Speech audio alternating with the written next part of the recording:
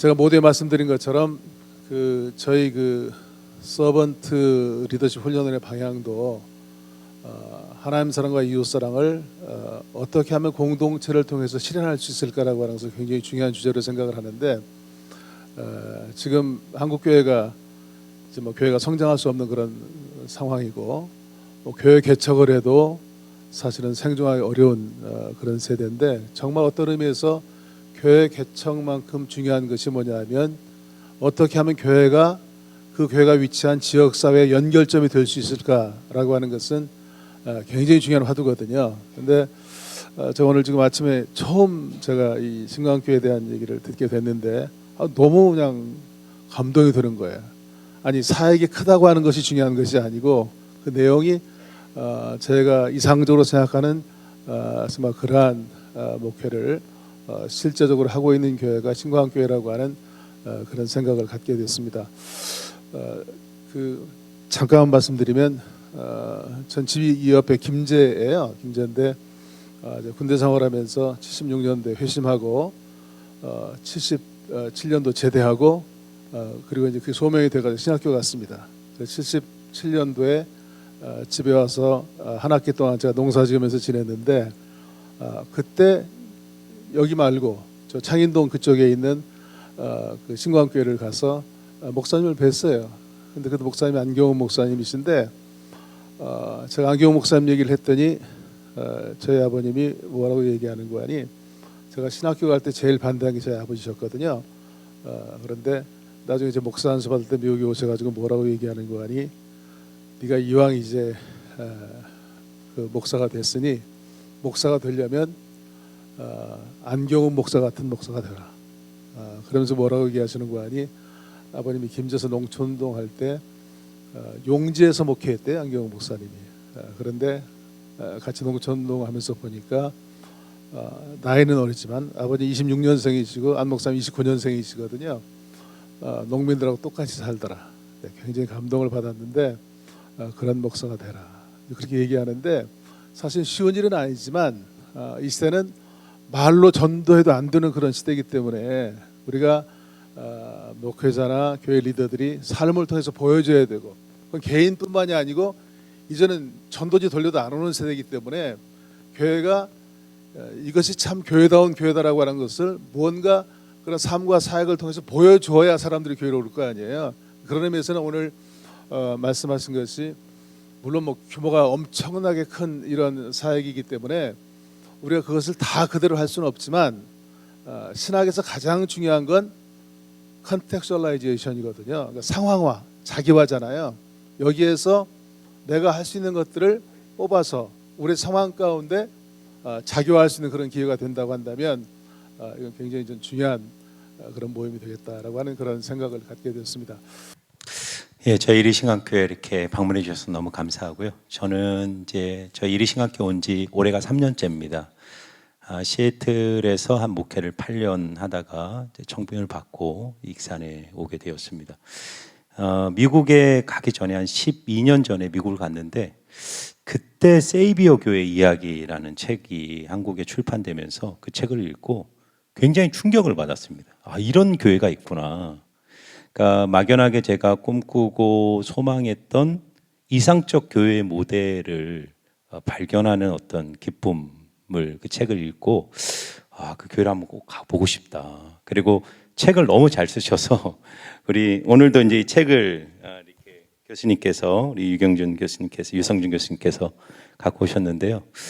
책을 너무 잘 쓰셨습니다. 그 교회를 잘 소개해 주시고 또 교회의 철학과 가치가 뭔지를 볼 수 있도록 그 책을 나가실 때 한 번씩 꼭 구입하셔서 읽어보시면 너무 좋겠다는 생각이 들고요. 앞으로 목회를 하면 이 세비어 교회의 철학과 원리들을 좀 많이 적용하고 그런 교회를 하고 싶다는 생각들이 있었습니다. 그런데 따라갈 수가 없죠. 워낙 미국의 컨텍스트가 또 우리랑 다르고, 또 저희 이리신강교회는 또 75년, 77년의 전통이 있는 교회다 보니까 급진적으로 교회를 개혁한다는 건 어렵고, 그러면서 교회 오면서 처음 부임하면서 앞으로 어떻게 목회를 해야 될까 고민을 많이 하면서 목회 철학을 좀 세우는 시간을 가졌습니다.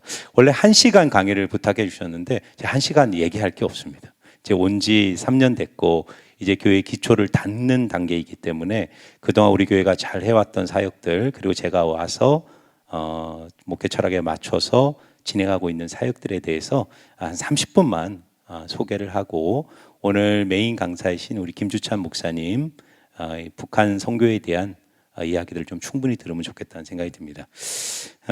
저희 교회 이제 제가 오면서 목회 철학을 세운 거, 우리 교회 그 표어는 하나님 나라를 실현하는 예수님의 제자 공동체. 이제 이거를 지금 계속 매년 세워가고 있습니다. 그래서 세 가지 핵심 가치 안에 담겨 있는데, 하나님 나라, 지향성, 그리고 예수님의 제자, 그리고 세 번째 이제 공동체성.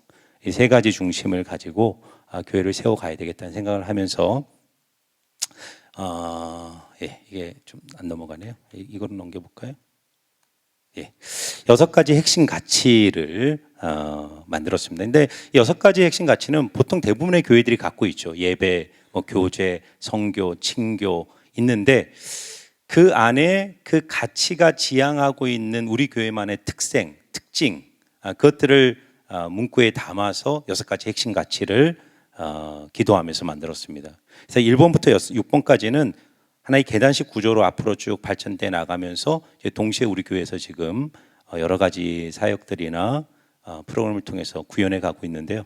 첫 번째는 삶으로 응답하는 예배. 그래서 하나님의 임재 앞에서 삶으로 응답하는 예배를 드린다. 그래서 삶과 계리된 예배가 아니라 우리 회중 예배가 반드시 삶으로 연결돼서 직장과 가정 속에서 성도들이 영성적 삶을 추구할 수 있도록 해야 되겠다. 그래서 그것의 일환으로 이제 나눠 드린 것이 사실 이 111 영성 노트입니다. 그래서 이 영성 노트는 성도님들이 삶의 현장 속에서 어떻게 주님과 동행하는 삶을 훈련할 수 있는가에 대한 그런 구체적인 툴로서 드린 겁니다. 그래서 저희 교회가 지금 작년 올해부터 계속하고 있는 것이 111 영성과 153 감사 운동입니다. 111 영성은 1년에 1독 공동체 성경 읽기를 통해서 하고 있습니다. 111 영성에서 1년 1독, 그 다음에 일주일에 한 번 가정 예배. 그래서 이 책을 보면 뒷부분에 그 공동체 성경 읽기에서 제공하는 가정 예배를 담고 있습니다. 한 주에 한 번 가정 예배 드릴 수 있고, 그다음에 1년에 한 사람 관계 전도를 통해서 세례를 줄 수 있는, 그래서 111 영성이고요. 153 감사 운동은 이제 올해부터 시작을 했는데, 하루를 마감하면서 하루 5가지 감사 제목을 적고 또 3번 감사를 표현하는. 그래서 아침에 시작할 때는 공동체 성경 읽기를 통해서 말씀으로 묵상하고, 하루를 마감하면서는 하루를 묵상하면서 감사했던 것 5가지를 적어보면서, 그렇게 2가지를 통해서 이제 오중 예배를 생각합니다. 그래서 회중 예배, 개인 예배, 공동체 성경을 통한 개인 예배, 그 다음에 가정 예배, 그리고 이제 목장을 통한 공동체, 소그룹 공동체 예배, 마지막으로 삶의 예배, 이 오중 예배가 같이 이렇게 밸런스를 이루면서 삶으로 응답하는 예배를 드려야 되겠다. 그렇게 진행하고 있고요. 두 번째는 이제 회심을 통한 성장. 그래서 우리는 물론 이제 이거는 참 어렵습니다. 가능하면 우리가 수평 이동이 아니라 전도를 통해서 교회가 성장해야 되겠다라는 철학을 갖고 있는데 쉽지는 않습니다. 근데 이제 앞으로 그 부분을 계속 고민하고 있습니다. 그리고 세 번째가 이제 제자를 세우는 제자인데요. 저희 교회 제자 훈련 시스템은 이렇게 진행되고 있습니다. 보시면 총 필수 양육 단계가 6단계로 진행이 되는데요. 뭐 이걸 다 설명할 필요는 없고, 핵심은 뭐냐면 제자 훈련 개념을 내가 그냥 훈련을 받는 거로, 어떤 양육을 끝내는 거로 끝내는 게 아니라 반드시 내가 받은 훈련을 누군가에게 전수하는, 제자를 세우는 제자가 되는 데 초점을 둡니다. 그래서 새로운 삶과 풍성한 삶은 평신도들이 따르미로 훈련을 받고 반드시 이끄미로서 또 다른 사람에게 그 양육을 전수하는 과정으로 진행을 해서 제자를 세우는 제자, 이들이 이제 나중에 소그룹 공동체를 이끌어가는 리더로 세우는 구조로 진행하고 있습니다. 그리고 교회 안의 작은 교회가 이제 저희가 이제 올해부터 집중해서 진행을 하는 게 목장 공동체로 지금 전환하고 있습니다. 특별히 가정 교회로 지금 전환하려고 그러는데요. 가정 교회라는 표현이 좀 여러 가지 오해도 있고 그래서 지금 가정 교회라는 표현보다는 목장이라고 쓰고 있고, 가능하면 가정 안에서 이 삶의 현장 속에서 관계를 통한 전도를 지향하고 있습니다. 그리고 5번째 가치가 이제 하나님 나라를 실현하는 사역인데, 이제 이게 오늘 여러분과 나눌 우리 교회에 어떻게 이 지역 사회 속에서 우리가 교회를 위한 교회가 아니라 교회가 이 땅에 이 지역 속에 하나님 나라를 이루며 사역을 감당할 것인가, 이제 그 사역들이 어떻게 우리 교회에서 그동안 진행되고 있는가에 대한 이야기들을 좀 하겠습니다. 그리고 이제 마지막 가치가 가정을 통한 다음 세대 회복인데요. 가정 교회 교육의 한계를 절실히 느끼기 때문에 주일날 한 번 모이는 교회 교육으로는 불가능하다 해서 가정을 통한 부모들이 자녀들에게 자녀들에게 신앙을 전수할 수 있도록 여러 가지 지금 사역들을 하고 있습니다. 뭐 예를 들면 저희가 주일날 이제 산부 예배 끝나고 점심 먹은 다음에 3040 세대들만 따로 모아서 부모 스쿨을 하고요. 그 시간대 이제 자녀들은 어와나라든가 어린이 제자 훈련을 합니다. 근데 그때 이제 3040들이 모여서 굉장히 그 공동체성들도 경험하고 3040들이 붐이 많이 일어나고 있고요. 브릿지 사역 같은 걸 통해서 이제 3040만을 위한 수련회라든가 콘서트라든가 좀 포커싱을 둔 사역들을 하고 있습니다.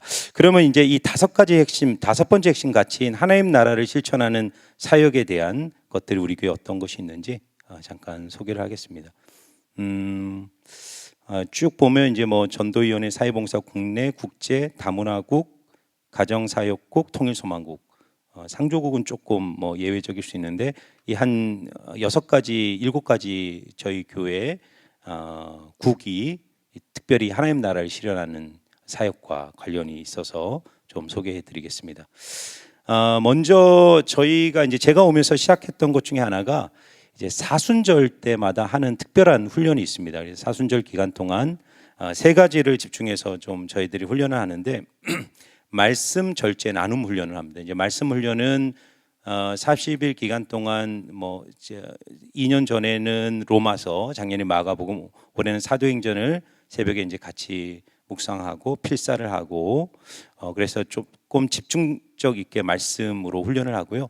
그다음에 이제 절제 훈련을 성도님들에게 권면을 부탁드립니다. 그래서 사순절 기간 동안 식사, 소비, 미디어 또는 언어, 탄소 이런 금식에 좀 참여하면서 그렇게 절제를 통해서 생긴 삶의 에너지들을 매일매일 조금씩 헌금으로 이렇게 준비를 하셨다가 부활절 때 절제 나눔 헌금을 일제히 저희가 따로 받습니다. 부활절 헌금 외에 사순절 기간 동안 절제하면서 이제 모은 헌금을 내면요, 저희가 대략 매년 한 6천만 원 정도 절제 나눔 헌금이 들어오면요, 그 헌금을 가지고 저희가 어떤 사역을 하냐면 2년 전에는 저희 교회 이제가 자립대상 청년들을 돕기 시작했습니다. 그래서 18세가 되면 이제 그 양육원에서 나온 아이들을 저희가 이제 계속 매달 지원을 하고 있고, 그래서 그때 2년 전에 연결된 아이들이 한 9명 정도가 저희 교회에 지금 연결이 돼서 예배를 드리고 있고, 특별히 그 아이들이 이제 사랑국 장애인 부서에 예배를 드리고 또 돕기도 하고 그런 사역을 하고 있고요. 그리고 이제 자립대상 교회들을 좀 도와야 되겠다라는 생각들이 있어서 그 절제 나눔 헌금을 지역사회에 소외된 계층과 자립대상 교회를 돕는 것으로 이분화해서 지금 사역하고 있습니다. 자립대상 교회는 코로나 기간 동안은 이제 방문해서 저희가 지원금을 드렸고, 또 매년 세미나를 좀 자립대상 교회들과 지역교회 목사님들을 초청해서 세미나를 합니다. 작년에는 이제 선교적 교회 마을 목회 세미나를 했고요. 올해는 강해 설교 세미나를 좀 진행하려고 합니다. 그리고 오신 분들에게 특별히 작년 같은 경우는 자립대상 교회 목사님들께 1박 숙박권하고 이제 또 하루 이렇게 가셔서 편하게 쉴 수 있도록 그것들을 또 선물로 드리고 그렇게 했습니다. 그리고 또 그 기금을 가지고 저희가 섬기는 미자립 교회 수리 및 보수 사역들을 또 같이 진행을 했습니다. 사회봉사국이 이제 두 번째 저희가 이 지역사를 위해서 섬기는데요. 저희 교회는 제가 와 보니까 연말에 작정헌금을 이제 하는데 특별히 이제 성교헌금, 목적헌금으로 작정을 하고요. 두 번째는 천사헌금을 작정합니다. 이 천사헌금 전액을 이제 사회봉사국에서 따로 운영을 하면서 지역사회를 돕는 일들을 합니다. 그래서 한 1억 6천 정도의 천사헌금들이 사회봉사국에서 운영하면서 지역사회를 돕는 사역들을 하는데, 대략적으로 설명하면 나눔, 복음, 봉사, 선교 4가지 영역에서 지역사회에 소외된 분들을 돕는 사역을 합니다. 사진들을 좀 보면서 몇 가지 소개를 드리시면, 사회봉사국 사역은 뭐 독거노인들 방문하면서 위로해주고 필요한 것들 좀 공급해드리는 사역을 하고요. 마을 주민 잔치, 시골 마을에 1년에 2, 3차례 방문해서 마을 잔치를 하면서 시골 어르신들을 섬기는 사역을 하고요. 또 등류와 연탐 나눔. 그리고 저희 교회가 이제 우리 그 안경호 목사님 때부터 노인 복지에 대한 비전과 철학이 있으셔서 노인 복지 재단 안에 5개 복지 기관이 있습니다. 그래서 다양한 방식으로 이 지역 사회에 있는 어른들을 굉장히 잘 섬기고 있습니다. 뭐 이거 좀 자랑인데요. 예를 들면 저희 그 복지 재단 중에 노인 종합 복지관은 전국 1위입니다. 이 노인 종합 복지관 전체 이 대한민국 평가에서 매년 1위를 하고 있습니다. 굉장히 사역을 잘하고요. 예산도 거의 한 150억 정도를 운영할 정도로 굉장히 탁월하게 그 복지 사역을 하고 있고, 그래서 이제 사회봉사국이 그 5개 복지관과 연결해서 임용 봉사도 하시고 거기 계신 어르신들을 여러 가지 방법으로 또 섬기고 돕고 있습니다. 그리고 이제 국내 선교, 이 사회봉사국은 주로 이제 복음 전도와 상관없는 실제적인 필요들을 채우는데 초점을 두고 있다면, 이제 국내 선교국은 조금 복음 전도와 선교에 포커싱을 두면서 사회에 소외된 계층들에게 찾아가서 복음을 전하는 사역을 하는데, 이제 군 선교가 있고요. 작은 자 선교회는 교도소 사역을 하고 있고요. 신광전도팀은 그냥 노방 전도 사역이고요. 그다음에 이제 자립 대상 교회를 어떻게 지원을 했냐면, 제가 오면서 남성교회 1남성교회부터 8남성교회까지 매칭을 해서 실제로 뭐 한 달에 한 번씩 가서 같이 예배를 드리고, 그 교회에 필요한 사항들이 있으면 물질적으로 또 여러 가지 방면으로 지원하는 사역들을 진행하고 있습니다. 군선교는 이 부사관 충영대에 교회를 저희가 1년에 2번씩 방문합니다. 전국에 부사관을 훈련시켜서 이 전국 부대에 파송하는 부대가 딱 여기 하나 있습니다. 부사관 충영대 부대. 그래서 저희가 가서 그 하사관으로 이제 인간할 그 군인들에게 양육을 하고 또 세례를 주는, 진중 세례를 하는 그런 시간을 갖고, 특별히 올해부터는 저희 교회 안에 이제 새로운 삶이 회심을 위한 전도 양육 과정인데, 그 새로운 삶 인도자반을 수료하신 분들이 가셔서 여기 군인들에게 양육을 하고 복음을 전해서 예수를 믿게 하고 세례를 주는 사역을 합니다. 작은 자 선교는 이제 군산 교도소 재소자를 방문하고 월 1회 정기적으로 방문해서 같이 예배드리고 또 그분들에게 필요한 간식이라든가 복음 제시를 하고 있고요.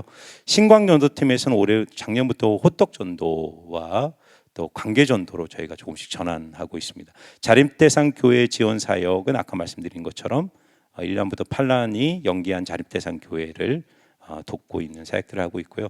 그 외에 지금 저희 교회가 노예와 연결해서 우리 노예에 속한 미자립 교회 30교회를 돕는 재정적 지원들을 또 따로 하고 있습니다. 국내 선교 사역들 이렇게 진행하고 있고요. 그다음에 이제 국제 사역국은 외국인들 대상으로 하는 사역들인데요. 이주민들, 유학생들 또는 이주민 근로자들 를 위한 여러 가지 사역들을 돕고 있고요. 특별히 한국어를 가르쳐주는 그런 사역들을 또 하고 있습니다. 조금 구체적으로 보면요, 신강 한국어 사역을 통해서 유학생 외국인 근로자에게 한국어 자격증을 취득한 후 본국으로 돌아갈 수 있도록 1:1 매칭으로 이 외국인들에게 한국어를 가르치고 성경을 가르치는 사역을 하고 있고요. 또 근로자들도 마찬가지로 좀 돕고 있습니다. 저희 교회에서 굉장히 사역이 활발하게 잘 이루어지는 사역 중에 하나가 또 다문화국 사역입니다. 계속적으로 좀 부흥하고 있고요. 익산 안에 이제 다문화 가정들이 많다 보니까 다문화 가정들이 계속적으로 교회와 연결되고 있습니다. 주일날 같이 예배를 드리고 토요일 날은 자녀들을 위한 토요 학교를 따로 운영하고 있고요. 1:1 맞춤 성김, 또 다문화 가정 초청 행사들을 1년에 자주 진행하고 있습니다. 그리고 이제 가정사역국은 이제 아까 6번째 핵심 가치 중에 교회와 가정의 연결을 통한 다음 세대의 복음을 연계하는 그 6번째 가치에 해당하는 국인데요. 현재는 저희 교인들을 대상으로 전문 상담인들이 상담을 하고 있는데, 이제 앞으로는 이거를 지역 사회에 확장을 해서 지역 사회 어려운 분들 심리 상담이나 가정 상담이 필요한 분들에게 이 상담을 확장해 나가려고 합니다. 작년에 시작을 했고요. 2003년 5월부터 12월 기준 120회기 진행 중이라고 합니다. 10번은 무료 상담을 하고 연장을 원할 때는 유료로 사역을 전환합니다. 그리고 이제 마지막 통일소망 오늘 저희 메인 주제가 되는데요. 통일소망국이 오랫동안 우리 북한 선교 사역에 많은 사역들을 해왔습니다. 4팀이 그 안에 구성이 돼 있고요. 특별히 북한 접견 지역을 탐방하고 또 북한 선교를 위한 교육 세미나라든가 통일 한국을 위한 인식 전환을 위한 필요한 사역들을 오랫동안 지속을 해왔고요. 디아스포라 팀은 특별히 익산 지역에 정착한 탈북민들을 돕는 사역들을 실제로 했습니다. 그래서 우리 교회에 지금 실제로 탈북민들이 와서 주일날 이 탈북민들의 모임들이 진행이 되고 있고요. 또 우리 교회는 안 오지만 이 익산시 안에 있는 탈북민들을 돕기 위해서 통일소망 쉼터라고 저쪽 어양동에 거기에 쉼터가 따로 있습니다. 그래서 거기서 통일 우리 탈북민들을 실제적으로 만나고 교제하고 돕는 사역들을 진행하고 있고요. 실제적으로 돕는 사역은 이제 빵 후원을 영락교회가 이제 공식적으로 빵을 후원해줘서 그 영락교회 팀과 연계해서 오랫동안 빵 후원을 계속 해왔습니다. 근데 이제 작년 말에 이제 저희가 좀 획기적으로 변화한 게 뭐냐면 아까 말씀드린 연말에 작정헌금이 통일 선교헌금, 그 다음에 천사 구제헌금, 그리고 이제 주정헌금을 작정을 하는데 작년에 하나 더 저희가 통일소망헌금을 작정헌금으로 받아서 그 통일소망헌금은 빵 후원 기금과 통일 후에 이제 북한 교회를 우리가 하나 건축할 거를 생각하고 교회 건축 기금으로 지금 계속 올해부터 이제 모으고 있습니다. 현재 디아스포라 팀이 익산 120명의 탈북민 중에 23명이 이리 신강교회에 등록하셔서 현재 예배를 드리고 있고요. 탈북민 상대로 전도 활동을 하고 있습니다. 뭐 다양한 북한 선교 통일소망국 사역들이 있는데 북한 선교 교육, 탈북민 섬긴 사역, 그다음에 탈북민 뭐 김치 나눔과 같은 사역들, 빵 후원 이런 사역들을 하고 있습니다. 오늘 이 자리에는 이제 지역교회 목사님들도 오셨고요. 저희 교회는 통일소망국 섬기시는 우리 장로님 또 권사님, 집사님들도 참여해 주셨습니다. 저희도 좀 이제 고민이 되는 것이 앞으로 통일 이후에 우리가 어떻게 지금부터 통일 선교를 준비해야 될까 여러 가지 고민들이 있는 상황인데 오늘 특별히 우리 김주찬 목사님 특별히 세미나나 강의를 통해서 좋은 또 비전과 또 계획들을 좀 발견할 수 있는 시간이 되었으면 좋겠습니다.